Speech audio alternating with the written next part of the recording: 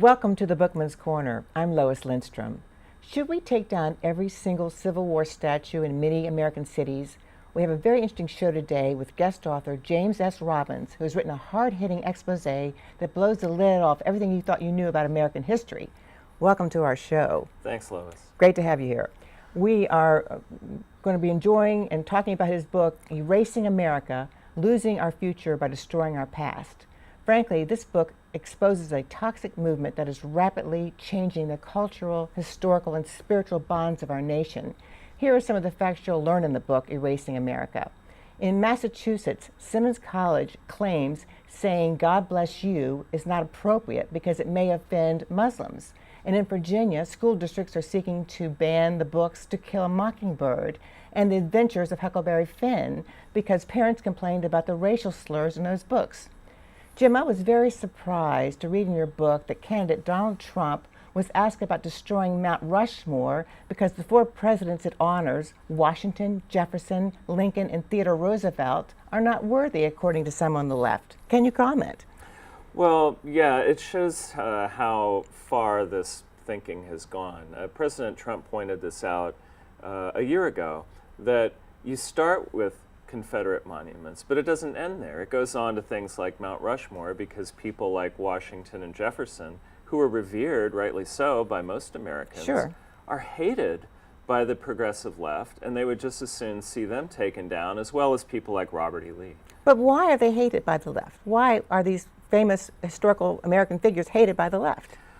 Well, with respect to, say, Washington, Jefferson, or Andrew Jackson, they look at the legacy of slavery, that these were people who owned other humans, which was morally wrong. Sure. And see that as sort of their defining characteristic. Whatever else they did, having the American Revolution, the father of our country, author of the Declaration of Independence, they don't care about that.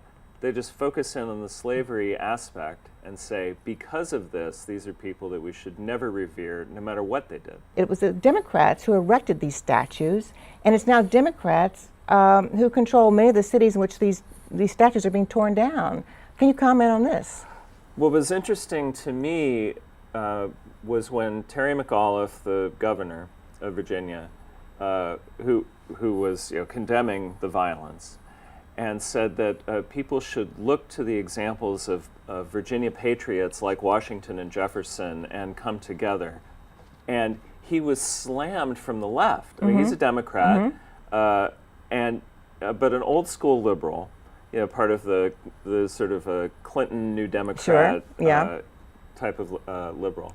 But slammed from progressives who said, how dare you say that we should emulate Washington and Jefferson? And so his attempt to make it a reasonable kind of assertion that, okay, people, let's stop with the violence, let's come together. And they said, no, you may not say that. And whereas before, McAuliffe said, with respect to the statues in Richmond, let's just leave them up, let's move on from this. Now that he's running for president, probably, yes, he's saying tear all the statues down, because he has to pander to that progressive wing. Which is taking over the Democratic Party at this time, yes. And Jim, I just want to take a moment now to tell our viewers a little bit about your background. You have a PhD from the Fletcher School of Law and Diplomacy at Tufts University, plus you are a commentator writer for USA Today. Yes. Well, what's it like to write for USA Today? It is great to write for USA Today. I have a great editor. I love the people there. Of course, these days when the press is being described as fake news or enemies of the people, right. Things like this, I'm not an enemy of the people, I don't think. Also, I must say for USA Today, there's a great deal of fact-checking that goes on. Good. I have to justify every single assertion I put in anything, and that's true of all the authors. So it's not fake news at USA Today. Excellent to know. Excellent to know. Even though there are a variety of points of view, and I must say my point of view is probably not as well represented as others, but still. Yes, but it's fair. And of course, what I like about your book is at the end of your book, you have something like 30 pages of notes. You've documented everything that you've written in here. We know where it came from. That's so very important. And that you. Most people you wrote in your book have disapproved of the protest at athletic events. But the most shocking poll might have been the one that showed pro football had the highest unfavorable rating of any major sport. I mean, what is your take on the NFL players taking a knee during the national anthem? Well, I mean, the NFL has handled this so poorly. When these protests started, when Colin Kaepernick started protesting like this, they should have told him to knock it off. I mean, they should have just, smacked it down right then. Instead, they, kind of didn't. They said, oh, let it go for a while, okay, fine. And then their ratings started to drop because people don't want politics in their sporting event. I mean, the NFL had this all-American image. It was built on that. Sure. So working class, all-American, football, it brought the NFL above pro baseball as the most popular sport. Then suddenly when they're introducing politics in it, it's just not what people want. Whether you agree or disagree with what the kneelers are asserting, people don't want politics in sports. That's right. And so, but they haven't gotten that message yet, right? I mean, I don't think that's going to change. Oh, no. It's just gotten worse. And so as it continued and as President Trump called it out and it got even worse, the NFL still did not tell people not to do it through all of the previous season. And they stood up this $10 million fund, to sort of placate the protesters, say, look, we're going to have this part of our bureaucracy that looks into social issues. That's just going to keep it alive. So there's going to be more of it, you probably this fall. Yes, yeah. And even though they've said, you can't do it, then the players pushed back against that, and now they're still doing it, and so it just continues. Well, I thought it was very interesting in your book, I mean, that the NFL, the National Football League, is courting a political backlash that could threaten its privileged status among lawmakers and fans. I mean, they have a big role to play in Congress, don't they? I mean, I was surprised about how influential they are. Oh, yes. Well, when you look at over the years, the different tax breaks the NFL has gotten. Exactly. Stadium funding and other things. Maybe Congress would decide to investigate brain trauma. Some things that are There's a lot that they could start to look into with the NFL, and so getting on the wrong side of politics is probably a bad idea. Probably, you're right about that. And I thought it was, in your book, it's so interesting. You bring in so many different points of view here, because it was interesting to read that a statue of Christopher Columbus, which is 76 feet high in Columbus Circle in New York City, and erected in 1892 for the 400th anniversary of that famous voyage, was on the table for removal. Why? Well, Columbus is seen by progressives as sort of the person who started it all. He was, the first European to come over. Because of him, we have America. And if you hate America, well, then obviously you don't like Columbus. He's kind of the person who instigated all of what followed. So Columbus statues across the country have been vandalized, attacked, spray painted, what have you, slated for removal. The one in New York will not be removed. What a relief! I know, this historic monument that honoring Italian Americans, which is why it was erected in the first place. And New York, I think, wisely said that they won't remove it, but that doesn't mean that Columbus won't continue to be under attack. And so, is there any way people can write their congressman or congresswoman and say, can we stop this? I mean, or is it more at the local level, right? It's at the local level. It's at the national level. The important thing is just for people to speak up, because I think the progressives, who are a minority, polling shows that their ideas are not popular with removing any kind of monuments, even Confederate monuments. A majority of Americans see them more as historical artifacts rather than symbols of racism or something like that. But because the progressives are so assertive in what they're trying to get done, and because politicians, primarily Democrats, are so responsive to that organized group, they'll just go ahead and do things anyway that the majority of people may not approve of. Well, it's so because once you demolish and dynamite a statue, it's so expensive to erect one. It's so hard to get one back up, isn't it? I mean, as you wrote in your book, a Taliban leader, Mullah Mohammed Omar, dynamited two massive 4th and 5th century Buddhist statues carved into the mountainside in Afghanistan, And why did he destroy those? Well, the Bamiyan Buddhas were this World Heritage Site Yeah. from UNESCO. There's these beautiful statues, but to the Taliban, they were graven images, and they're these infidel images, and so they destroyed them. And we see this with ISIS rampaging across the Middle East, destroying like the treasures of Babylon. Yes. You see these guys with a chisel, chiseling away at these things, thousands of years old, blowing up temples in Syria. And so all that past history is just dynamited away, just right? because they want to wipe history clean, because from their point of view, anything that came before them is irrelevant because they have the truth. And we see the same instinct going on amongst progressives today. It's incredible. Well, let's go back to football, because in 2016, the year that Colin Kaepernick began his protests, police scaled back patrols in Chicago, and you wrote 4,334 people were shot in Chicago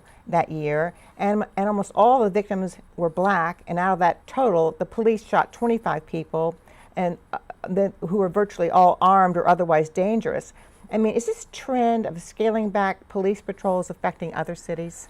Well, yeah, it's a problem, because if the theme amongst a certain progressive group is that the police are the bad guys, and that the police are the problem. Well, the police in some cities have responded by either scaling back or being intimidated into scaling back what they do, and this has increased violence against the very communities that need protection, the most vulnerable communities. And for example, in Chicago, recently the mayor, Rahm Emanuel, who is nobody's idea of a conservative or anything like that. I mean, a very classic old school liberal. Said, maybe with all the shootings that were going on, maybe there's a problem of values, or maybe people need to adjust their behavior. And then he was slammed. Say, how dare you suggest that there's a problem when 100 people are being, shot down over the weekend? And it's incredible. It's incredible. And then another issue that you raised here was that some schools and colleges have sought to ban the American flag as an offensive symbol. Right. I mean, can you tell us about that? Well, if you have a trend in history, the teaching of history, where everything about America is presented as negative, this is the country of racism, this is the country of imperialism, of sexism, oppression, exploitation. Yeah, there's a lot of negative headlines out there, isn't there? The list goes on. So if the flag symbolizes America, well, it's symbolizing all these bad things. So it needs to come down, So right? it needs to come down, it needs to be burned, it needs to be trodden on, and so forth. And so tell us about the history of flag burning and the law that Congress passed in 1989, which the High Court struck down in a legal case in 1990. What is that? What was it the fact that you didn't before? Are you not allowed to burn a flag? Now you are, right? You can without any problem. Well, you can burn a flag. I mean, it's your property. I suppose you can. It's not a good thing to do, obviously. The flag should be respected. That particular law was the result of a previous Supreme Court case from Texas, where someone had burned a flag outside the Republican National Convention. And so Congress tried to respond to that by protecting flags, a bipartisan law. I mean, this was back when Democrats would vote to support the flag. But then the court struck that down, and since then, a lot of people have tried to make a point politically by saying, burn the flag, stand on the flag. Because they can get away with it, right? I mean, it's just... Yes, but you have to ask who are they really attracting by doing this? Because and there have been recent cases of these flag demonstrations where the counter-demonstrators have far outnumbered the demonstrators. Or a case I have in the book from Brooklyn where some losers were trying to burn a flag on a little portable grill, and then people just came and took the flags and ran them off. Okay, well that was very good. And also, our national anthem, the Star-Spangled Banner, is facing much criticism these days. Can you briefly tell us more about that? There's a belief in certain progressive circles that the national anthem is racist because it mentions the hirelings and slaves. In the second stanza or something, right? Yeah, the third stanza. Third stanza. In the War of 1812. And Francis Scott Key in that was referring to like the British soldiers. But because the word slave is in there, which he was trying to use for a rhyme for grave because it's a poem. But right. anyway, but because that word is in there, some people have asserted that he was referring to freed slaves who were fighting with the British, and that's what he was referring to. Although I go into in the book about how that expression, hirelings and slaves, was kind of a common insult that was used at the time, completely absent any kind of American context. People were saying this in Europe, in Britain. They were referring to the French, for example. Okay. So just a way, the way it was phrased was just not the way we are interpreting it now, right? Right. The reading today is not the reading then. But because of that, people say, oh, the national anthem is racist, and so we have to get rid of it. And it was also interesting to read in your book about that religion today has become a dividing line in American culture. And as you wrote today, it would be far more inflammatory if a magazine headline asked, "Is Allah dead?" But of course, Time magazine had a cover story, "Is God dead?" in 1966. Religious principles were traditionally an important part of American life, but now crosses are coming under fire. That they are no longer politically correct. They have to have a cross. Well, it used to be that the issue here was sort of First Amendment, the supposed dividing line between church and state, and so there were cases involving religion in the public space on that issue. Now, with the notion of diversity and inclusion and these other things, the whole notion of showing faith, even as a private citizen, saying "God bless you," for example, which Simmons College says is anti-Muslim if someone sneezes, is under fire. It's expanded out to where any display of religious affiliation is offensive to progressives who say, well, if you have your faith and you're expressing your faith, you're oppressing the people who do not share your faith. So the answer for you is to shut up. This is a terrible this is a terrible future for our children, don't you think? I mean, how will they know how to react? I mean, they can't even you can't even say Merry Christmas anymore, right? Well, another example of this same trend. I mean, it used to be just, like the town nativity scene was under fire, but now it's everything is under. You can't display anything. And I have a list of college campuses where it's illegal to like have a Christmas tree or Santa Claus or a dreidel. And it's like, if you're Jewish, you can't spin the dreidel. That's right. Well, you wrote that the courts are responsible for much of God's decline in the public space, but court rulings are often inconsistent.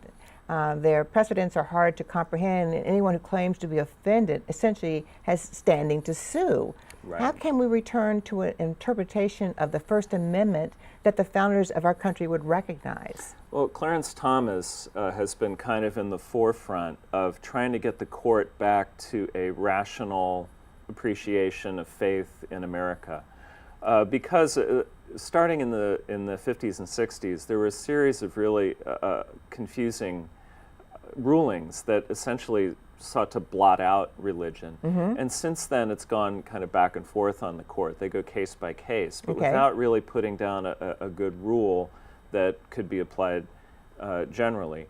And also not taking into account enough the traditions of religion in this country. But the court is actually moving more in that direction. That's good. In part because Justice Thomas is kind of pushing and saying we have to get back to an understanding of faith that the founders would have recognized. Yes. Because what we have today is just not cutting it. No, it's not. And this is about the fact that when increasingly in diverse communities, openly celebrating Christmas is exclusionary because those who are not Christian will feel unwelcome or offended, and saying Happy Holidays is one example of this. But please give us another example of how Americans are being told not to celebrate Christmas. Oh, well, in numerous ways. The funny thing about Happy Holidays is it was originally intended to be something that people in marketing could use as sort of a neutral holiday-themed thing. that wouldn't offend anybody. Sure. Like you say Merry Christmas to a customer who's not a Christian, and they go, oh, I'm offended, I'm not going to shop here. Yes. But what it turns out, polling shows, is people are actually more offended by Happy Holidays than by Merry Christmas. If like non-Christians who hear Merry Christmas, it doesn't really matter. They say, okay, fine, it's just part of the culture. But Happy Holidays is so offensive to the pro-Christmas people that that's actually turning people off. So you should go to Merry Christmas is actually less offensive. Okay. And then you wrote that Felix Green, a Jewish writer, wrote that victimhood is attractive because it gives people permission to be judgmental without consequence and feel superior in doing so. So did Trump bring back the greeting Merry Christmas, or is it still socially incorrect, you think? Well, the funny thing there, and I really liked Felix Green's essay because he was someone who started off being offended by Merry Christmas, but then later realized, wait, it's just someone's being nice to me. Why should I be offended if someone is sincerely being nice to me? And so it was a good essay. But with respect to Donald Trump emphasizing Merry Christmas, the Washington Post now says that there is a malady called Trump Christmas brain, where people on the left are now afraid to say Merry Christmas because it looks like they're siding with Trump. Oh, really? And so it's kind of put them in a bind. So they need to come up with another slogan, I guess. Yeah, right? They'll have to figure something out. It's just very funny. And you also wrote that President Ronald Reagan believed it was important to get back to some basics, more attention to American history and a greater emphasis on civic ritual. And he warned that lacking this, we faced an eradication of the American memory that could result ultimately in an erosion of the American spirit. You wrote that since Reagan left office with that warning, things have gotten so much worse. Yes. How so? Well, and I quote Reagan extensively in the book. You do? Because he said that freedom is only one generation away from extinction.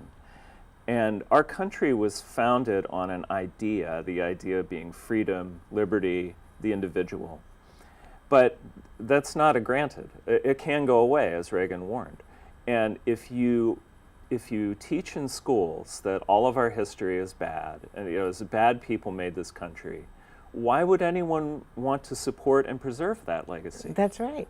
That's right. So true. It's It's common sense, isn't it? Right, but it doesn't seem to be that way. But if you bring up a generation, there's generations who say, oh, all of our history, the founders were evil, everybody, did bad things, it's a history of oppression and so forth. Well, okay, fine, then why would anyone care about preserving America? That's right, exactly right. Oh, so worrisome. And then you mentioned that what should be taught in American history classes has been hotly debated since the 1990s. For example, with regard to what to teach kids about the terrorist attack of 9/11, and also how do we teach American history and our stance regarding the wars in Iraq and Afghanistan? What do you think about the teaching of American history, modern American history? Well, with respect to 9/11, I point out that there was, I think it was the NEA came up with this teaching kit and this was like a year after the attack, to send out to teachers at public schools saying, well, you have to look at all sides on this thing. We have to be understanding of what the terrorists were trying to accomplish by, attacking the World Trade Center and the Pentagon, killing our people.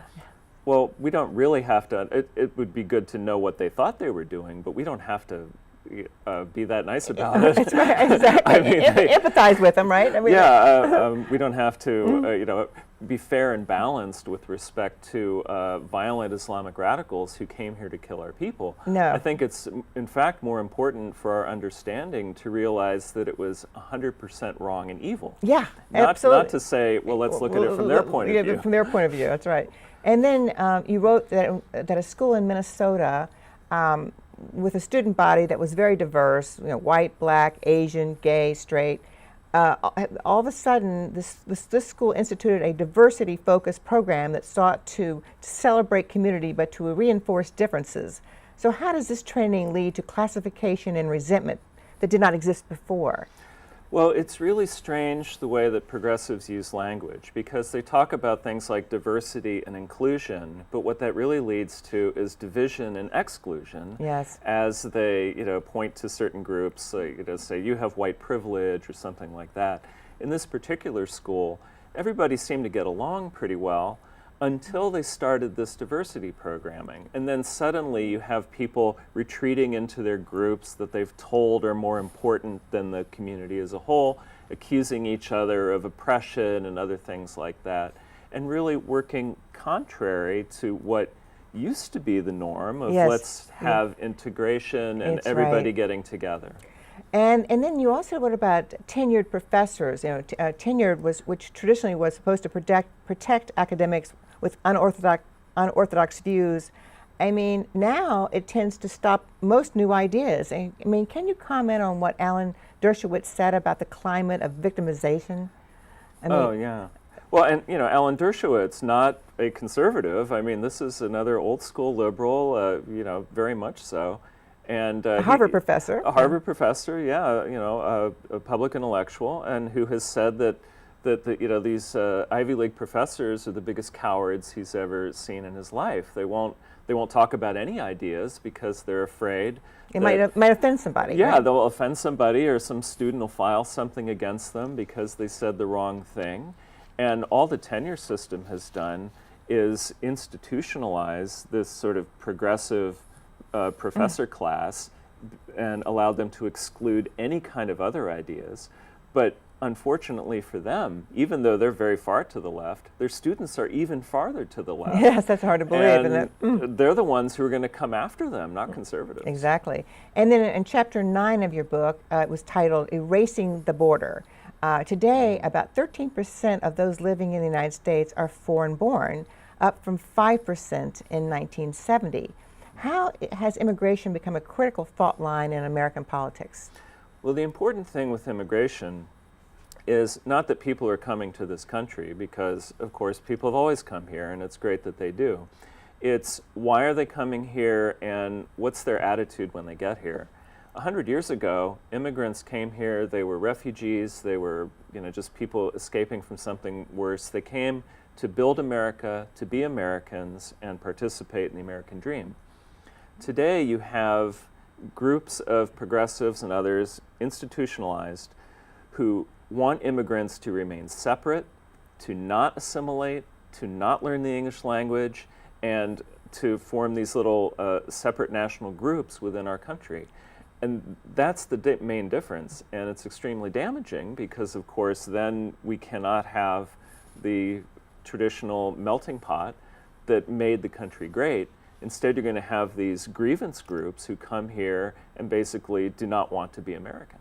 I just have to ask, where can our viewers find your book to buy it? It's on Amazon, Barnes & Noble, only the best bookstores. The best bookstores Okay, will have good. my book. Excellent, excellent. And really recommend it. So enjoyed talking with you. Thank you for being a guest on our program. Oh, thank you, Lois. And thank you for watching. Please join us again next month for a new edition of the Bookman's Corner. I'm Lois Lindstrom.